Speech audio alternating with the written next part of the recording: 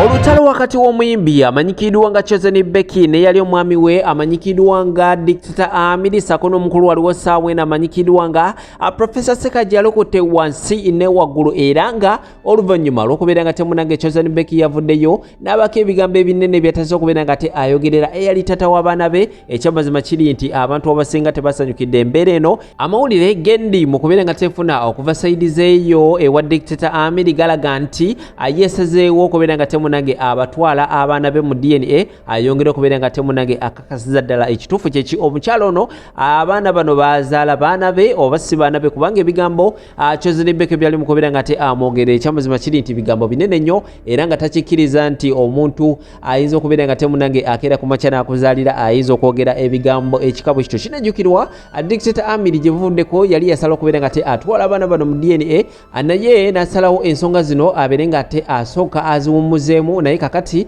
oluvannyuma okubeera nga temunange ensonga zongeredde ddala okubeera nga tezikutte wansi ne waggulu asazewo abaana be abeere nga te abatwala mu DNA ayongeredde ddala okubeera nga te akakasiza ddala ekituufu kyeki era ng'obutambi ngenda kubeera nga te mukuzanyira awo waliwo akatambi kengenda okubeera nga tekuzanyira bwe era nga katambi kano kalaga engeri omukulu oyo amanyikiddwa nga Professor Ssekaggya gye yatandika okubeera nga te alyamu ebinyeebwa by'omukulu Dictator Amiri mpolampola. Ensonga ezo nazo ngenda kubeera nga tezikuterawo oyongera okubeera nga te ozewulirako sako n'obutambi obulala bungi nnyo ku nsonga eya Chosen Becky. Video gitereka ekigawo likinga sharingirako abala comment section akabox akajja kubeera peni wansi awo tekigenda kubeera nga te osulawo endowooza okusinziira ku byogenda okubeera nga te osanga mu katambi kano Cheka Asha musomi wa dduwa enamba z'essimu kujukiza bujukiza zibeerawo wansi awo ku busitika ze munoonyeko ajja kubeera nga te akulombera edduwa ebikyaganye ebijja kubeera nga te abiterera mpolampola kamere nga te mbaterawo ensonga z'abafumbo ababiri bano oluvannyuma tekomawo n'amawulire amalala mangi yo tevaawo. Njagala ontangaza ogambye nti Amiri yabasanga nako atya olwatuuka omanye kati njogera mazima era oyo wiino ogenda obbawa olwatuuka Amiri agenda e Buddo bali bafunamu butakkaanya naani ne mukyala we Becky akangendekewa e Buddo ndabeko ki ku baana bwatuuka e Buddo asooka ayingira mu nnyumba jua waliwo gate kati yasanga waliwo omwana avuggula ebintu wabweru yayingira naye kitegedde naana mukuyingira ne Amiri we yatuukira ne bayingira siga nti yakonkona ne bamuggulira nedda wayingira mu nnyumba asanga Becky atabula kacyayi asiise wali amagi. Amiri agamba nga Becky alinga alina bwategekera agamba oba bibye yagenda obbirya waliwo mutabani we omukulu bamuyita Ether ngamba owaloni ennaku ezo yali Masaka eyo ye yamulwaddemu ng'ali Masaka namugamba mutabani we Ether ng'agamba taata we Amiri taata anko Kadiru ali mu kisenge ko Kadiru ng'abuuza ko Amiri abuuza okakasa nti Amiri agenda mu kisenge bwagenda mu kisenge asanga Ssenkagala akoze ki yeebase awujjaddeko amubuuza atandika ddi okubeera wano kati ono yagenda mu kisenge ono n'adduka n'adduka nayesuya mu bwezikoota atandika ddi okubeera wano nawulirako dda nti obeera wano osula wano watandika ddi namuga afuluma nkwagala emirako n'obukakafu obusinga kwabo kati banaavayo nebagamba kiki obukakafu mbweyina tebalwana. Amiri teyalwana musajja Amiri wa Kiwago ne teyalwana yamufulumya buki bufulumya ne baaga we ya kamera n'agimukasuka nga fuluma okuddamu okulwanira Rebecca neyekwekawa mu boys quarter kwa Amiri amutya anywa bulabe nze Amiri nyini abingamba ate n'abalala n'emikwano gyange babeere waka Amiri ngakwate sima gikubira bulungi kwatwogera sanokulaga chati ye kitegeera kati ekitibwe kyali then Amiri conclusion ye wakati unaga Becky mutate oba mukwogerezaganya ye yanaga nti kujuka ya daire sije waliwo n'abaaliwo era ne bakosa Amiri kitegeera okwanti saavaayo kujja mu mawulire naye nga waliwo era abaaliwo loko mumate mubimanyi kitegeera naye kati ku luno Amiri kyemmanyi wanawa muntu nga atudde wansi n'alowooza tasobola kuddiŋŋana ne Rebecca. You said Becky has 4 kids. Ayina abaana basatu. Buli mwana alina daddi we. Bana babiri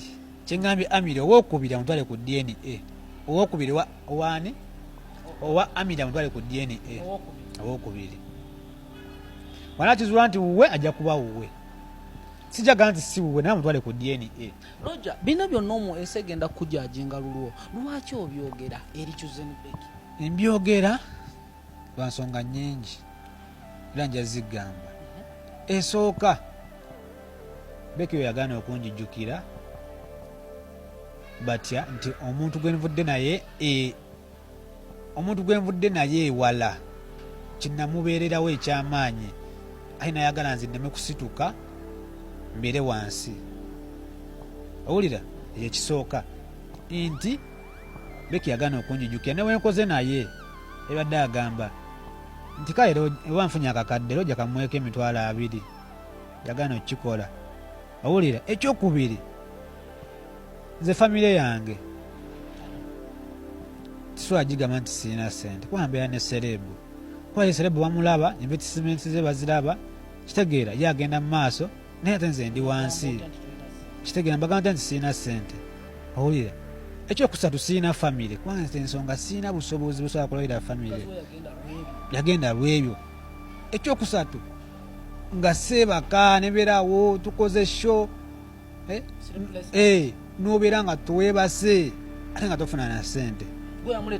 nze yamuleeta mu niiki ebadde agamba noloja wa Luganda kitegeera netuba tukwata netuba tukoonaganye tuba twalina okutula mu kumeza netukolaki netuteesa ekisooka tuyagala kuteesa tubamuwabula era kino nkigamba Becky wabe yasinga ssente. Chosen Becky nze omu kubabadde balina essuubi nti mu kiseera kino oli mu honeymoon oli mu kuwummulako wajjeeko n'amasimu ennaku waakiri 3 nnya oba eweek twakava mu mikolo otandise kukola live za kukaaba tutulowoozesa nti n'emikolo tegirina kigitegeeza in a relationship. Ekyo kye watuuseeko kyekiroto kya buli mukyala kyekiroto kya buli mukyala kati kitukwasa ennaku in just 2 days n'otandika okukaaba amaziga. Leka kundowoozesa ti oba oli awo oyina ekigendererwa ekirala because ffe nga ffe tuyimiridde naawe mu mbeera yonna esoboka ne tukubeererawo ne ku mukolo gwo ne twogera we kisaanidde okugezaako kukomfatinga ne tuyinza okulemererwa okuyimirira naawe ebbanga lyonna. Akavubuka kaleke kataata nako kabeere eyo kaleke nako kabeere eyo togenda kumalako naye nti kubanga abantu bayimiridde naawe ne bagatuuka babikoowe. Chosen Becky bajja tuuka babikoowe kubanga beebuuza omusajja nga talina kyanyega. Ayinza okuba nga alina kyanyega naye ng'akuzannyira ku mutwe nga ye oluddayo tetulufunanga ku intaneti kuno asirise kati gwe mu kwererejja ojja ku intaneti. Please stop it. Kikyogezaako kuproving ensi. Oyagala tulowooza nti oyagala kuwulira nti omuvubuka amaze kufa. Nze omanyi ndi wa Equity for Men and ensonga zitwayi lwaki nayimirira naawe olujjukira the moment kasita byalimu okwagala okusiba Sekajja. It's when lwenagamba nedda it is beyond. It is beyond. Lwakuba tulina ekizibu kya wano internet. Boy they don't tebafollowinga ebiyintemu osaze ddi bino si bya team. Leka twogere ekituufu wekiri ne wekiteetaagisiriza. Okusooka ngambe navumirira ekikolwa ekyakolebwa mukwano gw'oli but bwe byatuuka okwagala okugendamu okusiba Sekajja it's when lwenayimirira against that era awo kyekyatugatta up to date n'embeera mukwano gwammwe ku side emu oba endala but bwe naalaba ate bwe ndaba nga oprovokinze kati kivudde naye kati oprovokinga because ze nabadde mmanyi nti kati ogenda kulivinga obulamu posting enyiba ze ez'okwewaana postinga musajja wo naye totandika kuprovokinga musajja yasirisi toprovokinga muleke because ife tulowooza nti kakati Chosen Becky wafunye ekirooto kyo omusajja wafunye ow'ebirooto byo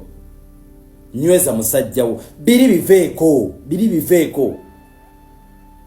bwe kintu bonna bakikulemeredde ngulo muwa abaana bo boyagala nga bebakyakuleetera okubanga omuleme okyamulowoozaako that extent muwa abaana be ofokasinge ku relationship yo Guy naye muleka awummule ekyo kyo kati sigenda kuttira ku liiso leka Guy naye awummule because Guy asirise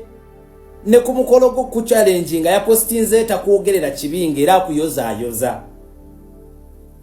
the same nga Kenzo bwe yakola ku Rema neche yakoze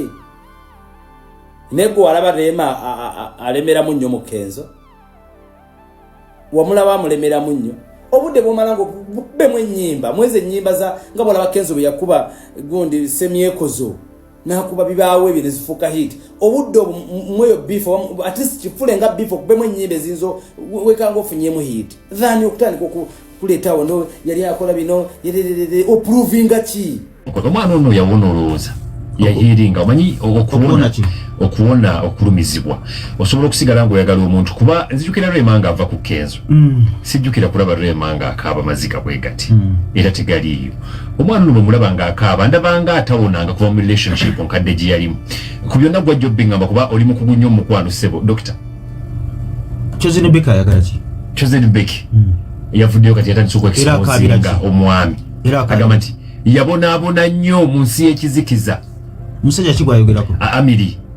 Amiri Sengendo Amiri ki abantu balina omutegeera taata w'abaana be dictator amwinamu abaana omufumbi wa piraawo amwinamu abaana gwe nyini wagamba nogamba batwale ku DNA abaana bava mu DNA abaana ba Amiri yabajjayo ono gwafunye kati professor ono gwayita professor yali luddawa gyali bali bonna gukolo gwawedde ogwokwanjula wiiki ewedde twagulidde omukujja mu bulamu bwa Chosen Becky yaliwa ono yali mukubi wa bifaananyi bwoli yali mukubi wa bifaananyi bwa Chosen Becky nga bba wa Chosen Becky ye manager wa Chosen Becky era kitegeeza nti yaleeta oli ku mulimu okitegeeze kati ono ennaku gye yayitamu empitirivu ennyo gy'owulidde gy'anyumyako ono n'ajja professor n'abeerawo nnyo mu mbeera embi namubudabuda ngono Amiri amukuba amuvuma Amiri nga teyina discipline toyina sente yatuuka n'okumubuuza bayenda batya nga anabuuza Chosen Becky abuuza ono omusiguzi amugamba ti bayenda batya njagala kuyiga we benda omusajja amutulugunya oli Amiri toyina sente nga lotulugunya omukazi Amiri nga yakisussa nnyo teyali jogo kale kakati mu bufunzo okwogera ku Chosen Becky teriyo mu nsi kirumanga mukwano love nze mu nsi ekintu ekisinga okumpisa obubi kwe kwagala era kyova olaba nakwesonyiwa muko kisooka nina ebbuba lingi nnyo simanyiyo mukazi abeerawo nga ali ku musajja omu simumanyiyo ng'omusajja bw'abeerawo nga talina mukazi omu ekyomusajja kyondabanga ekiri nnomu kiri mu butonde bwaffe kiringa ekiri mu butonde tinsobola okugamba mukyala wange ne mugamba nina abakazi basatu nina nakatudde wa lwakubiri nolwokusatu nampiima lwakuna na lwakutaano gwe nagamba namba mulala wa weekendi noba ng'okimanyi naye gwe omukazi tosobola kukiŋŋamba onfuna bulungi nobobo ekyovola bakibaga nti omukazi yayenda omusajja tayenda omusajja ayagala bakazi balala omusajja atuukiriza obuvunaanyizibwa bwabwe bekiri mu butonde lwakuba tebaagala kukirangirira mu butongole onfuna bulungi kakati nze benazuula ekyo nga bakazi babannange babakwana mbatunuulidde neŋŋamba owange yaani gwe batakwana kati era kyova olaba nze omukazi okubeera naye okumwesiga drone zimutambulirako nze noba otambula obutambuzi n'omenya n'omusajja nga onooseka busisinga otunudde omusajja iwange oba oyina ebbuba kati golooza lwaki siina mukyala mutongole gwolaba ebbuba lingi bwenkusanga nga toyagalangako mukazi musajja mulala sisobolaga nti banaye nfunye embeerera ate embeera mu bweraliikirivu nti olina okulaba ku mulala olabe bafaanana ate bojja ng'obadde oyina oyagala ekisiwo bw'obadde wamuzaalamu omwana webale nnyo sisiwasobola kukwasa mukazi azaddeko kubanga simanyi yasobola gwenga wazaalako nga tebakwagala ffe tuli basajja ate benkusanga nga wayagalwako okujjako ng'oŋŋambye ti abasajja munnanga banjagalako bonna baali mu training neegwa ne bafa awo osobola okuguma bafiira mu kabenje k'ennyonyi mpulira bw'osoma message n'ogisiimuula nze wange oba okoze eki buba buzibu lutalo ate oba osiimuula essimu yo nyina okulaba buli kyendaba bwenti ate mba sigibikkula nga wooli naye bw'ogenda era bw'ogenze ngibikkula n'endaba ebirimu mu bufunze nga tugenda ku Chosen Becky nze ebyange birala Chosen Becky alabeka abasajja abaasooka bamuyisa bubi n'asalawo neyeekwanira omulenzi era neyeekwanira omulenzi we ngaki nga ye bino yamubuuzanga nti bayenda bati yalinga amukwana mu kulaba kwange baba nga omulenzi profesa gwayita profesa yali akuba ebifaananyi kkiriza obagaana Chosen Becky yali mukama waani wa Sekajja alina okuba nga n'okumutyamuko yali amutya mu kulaba kwange okusinzira ng'ani atya omulenzi omulenzi ng'atya mukama we okuba nga yali atya mukama we Chosen Becky kati kkiriza obagaana Chosen Becky mu kulaba kwange eneeyisa oli gye yamuyisaamu Chosen Becky yakwana omulenzi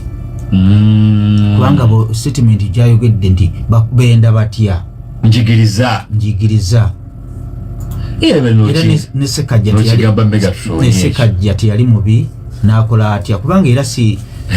simumanyi nnyo Chosen Becky era ku bize amawulire agadde gamutambulirako ennyo obwenzi abadde abumanyi obwenzi abadde akola ki abumanyi kakati Chosen Becky obutamulwako yakoze alumye ex-we Amiri naye abakazi abamu abasajja abamu bajja mu bulamu bw'abakazi nga tebabaagala nga balina bye babaagalako kikyotegeeza omuntu asobola okujja mu bulamu obwo nga takwagala ng'alina kyakwagalako kakati Chosen Becky y'omu ku bayimbi mu Uganda abasinga okuyingiza ssente takola bivulu naye emikolo alinga ajja kinatoolo kati natoolo mulaba ku bivulu byawa bano basofi nantongo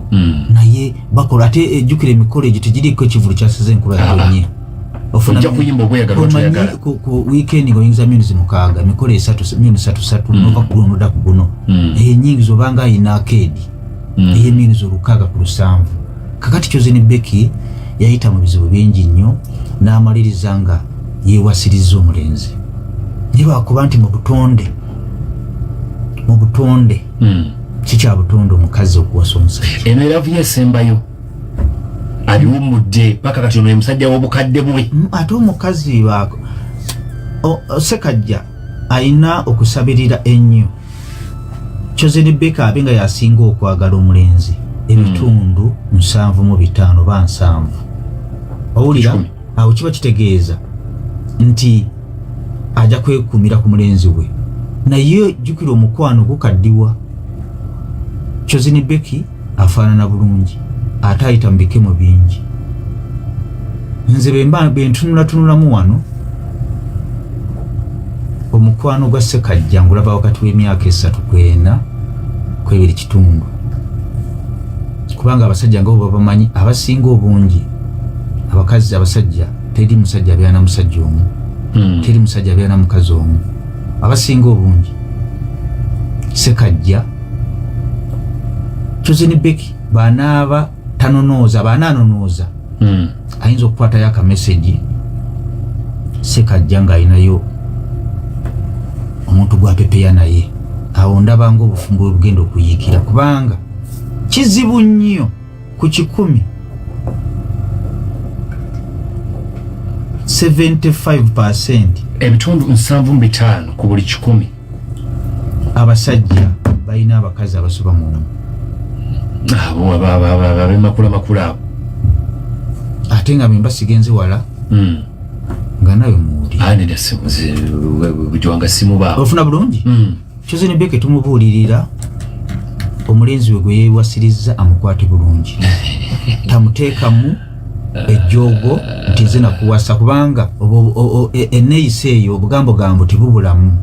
kubanga butunulya Ssekajjogo mukolo. Abalungi abatuwuliriza era abatulaba olunaku olwaleero tukyaddeko ewa Sheikh Ashraf Dembe. Sebo nsanyusa okubalaba. Amannya agange nze Sheikh Ashraf Dembe akola ku bizibu by'enjawulo. Omuntu singa aba alina ebirwadde musomereddwa tunywa amazzi ga lukuya nga bw'obadde ogalaba tugenda abantu ku kyoto ne twokya emizimu emibi egibabaamu n'okulomba edduwa abantu singa abeera ng'ali wano atuuse sobola okumulombera edduwa ne waba atatuuse nga mpadde amannya ge naye ng'ali wala neetaaze enamba yange yeeno eri 0707363711 nammwe bannyinaffe abali ebweru oyagala okuba nti oyagala okulombera ku dduwa ng'olina ebizibu viza zibuze amaka gakolongotana sente zikola zimpita mu ngalo ojja kumpeereza ekifaananyi kyo n'amannya go ebyo byokka bijja kummala nja kukulombera edduwa ojja kutereera olunaku olusembayo mu mwezi mba n'edduwa eyawamu ffenna n'abalwadde bange abakadde n'abapya. Salaamu alaikum warahmatullahi wabarakatuh.